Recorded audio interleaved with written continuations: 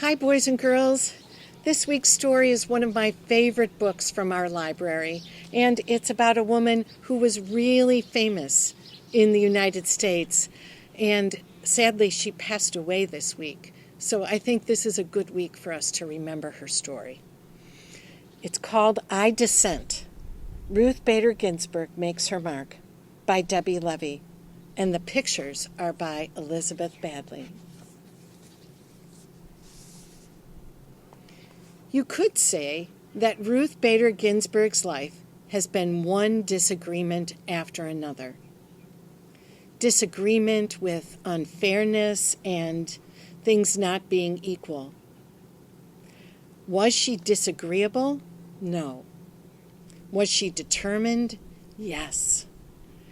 This is how Ruth Bader Ginsburg changed her life and ours.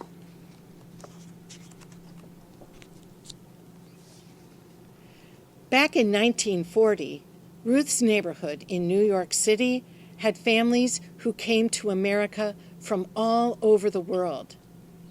They ate different foods and they celebrated different holidays. But one thing was the same for all of them. Boys were expected to grow up and get jobs and do big things. Girls were expected to get married and stay home. Ruth's mother disagreed. She thought girls should have a chance to do big things in the world. Ruth went to the library and she read stories of girls and women who did big things. Nancy Drew, the girl detective, she solved mysteries. Amelia Earhart was a brave pilot. Ruth read about powerful Greek goddesses. In these books, girls could do anything.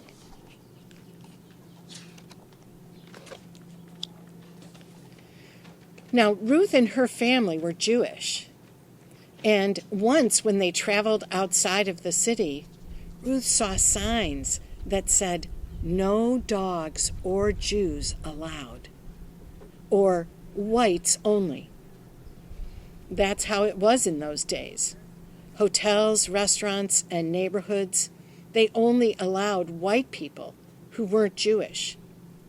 It was prejudice pure and simple. Ruth disagreed. She never forgot the sting that she felt when she read those signs.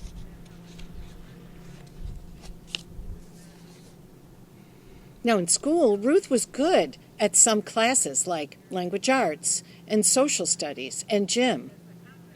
But then there was handwriting. She was left-handed, and back then, teachers told left-handers that they should write with their right hands. Ruth tried. It was terrible. She cried. But then she protested by writing with her left hand from that day on. It turned out she had really nice handwriting.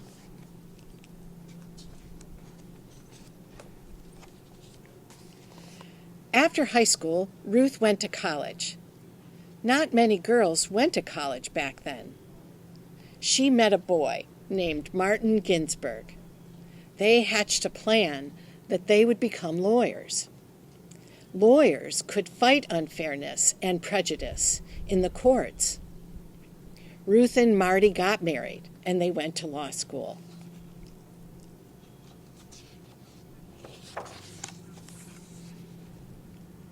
Now, Ruth was one of only 9 women among 500 men at her law school, but she was the top of her class.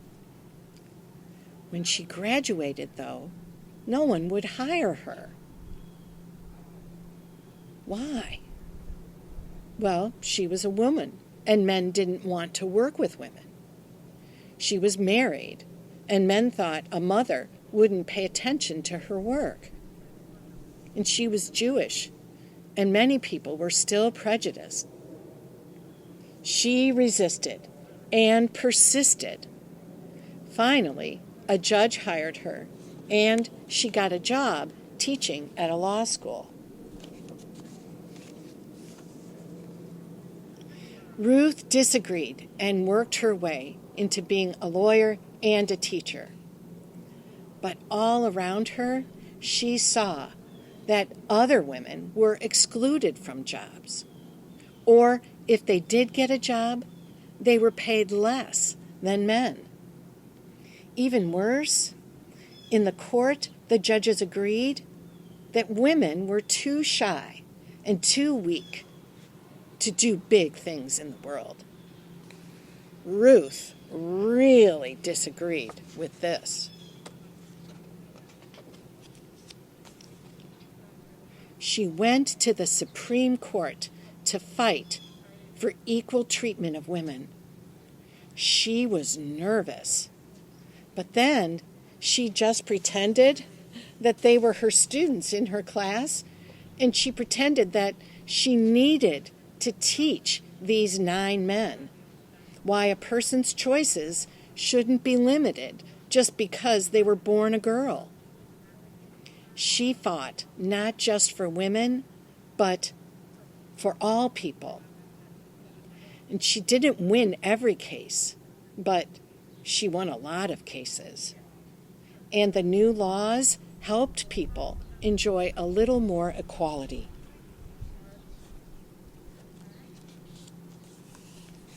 Ruth became so well known as a lawyer that she was picked to become a judge in Washington, D.C.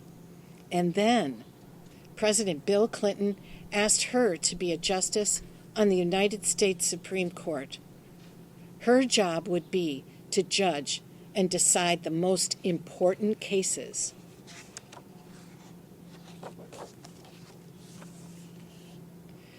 Now, in each case that the Supreme Court hears, lawyers for both sides argue for their side. And then the 9 judges on the Supreme Court take a vote. The side that gets the most votes wins. When Ruth Bader Ginsburg voted with the winning side, she would wear a special lace collar on her judge robe. But many times when the Supreme Court announced a decision, Ruth disagreed. "I dissent," she said. And then she would write her own opinion explaining why. Plus, she would wear a different collar just for disagreeing.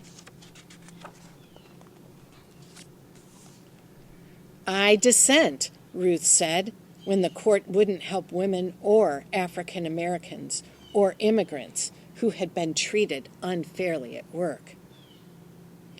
"I dissent," Ruth said, when the court passed a law that would not protect the right of everyone to vote, no matter what their skin color. "I dissent," Ruth said, when the court said no to schools that offered African Americans a better chance to go to college.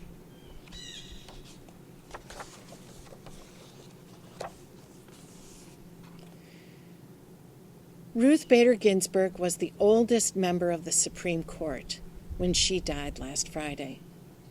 Some people thought she should have retired years ago because she was too old. She disagreed. She worked as hard as ever. She exercised. She never missed a day in court. She went to concerts, she gave speeches, and she traveled. Many people cheered for Ruth and her persistence and her independence. They even made her into sort of a superhero. To many people, she is a hero. She made change happen. She changed minds. She fought for people to be treated equally and without prejudice. Step by step, she made a difference. One disagreement after another. The end. Thanks for listening, boys and girls, and I will see you at Library Storytime next week. Bye.